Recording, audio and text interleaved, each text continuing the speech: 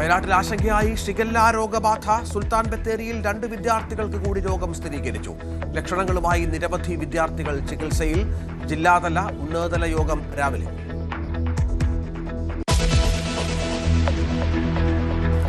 ചന്തു സലിംകുമാറിന്റെ പിന്തുണയുമായി മല്ലിക സുകുമാരൻ. സുകുമാരൻ മരിച്ചപ്പോൾ പൃഥ്വിരാജിനുണ്ടായ അനുഭവവും സമാനമെന്ന് മല്ലിക. മരണവീട്ടിൽ ഔചിത്യമില്ലാതെ പെരുമാറുന്നവരിൽ താരങ്ങളുമെന്ന് വിമർശനം.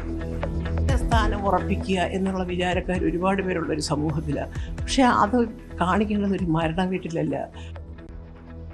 ടിനി ടോമിനെതിരായ പരാതിയിൽ നടി അൻസിബ ഹസന്റെ മൊഴിയെടുക്കാൻ പോലീസ്. ഇന്ന് കടവന്ത്ര സ്റ്റേഷനിൽ ഹാജരാകാൻ നിർദ്ദേശം.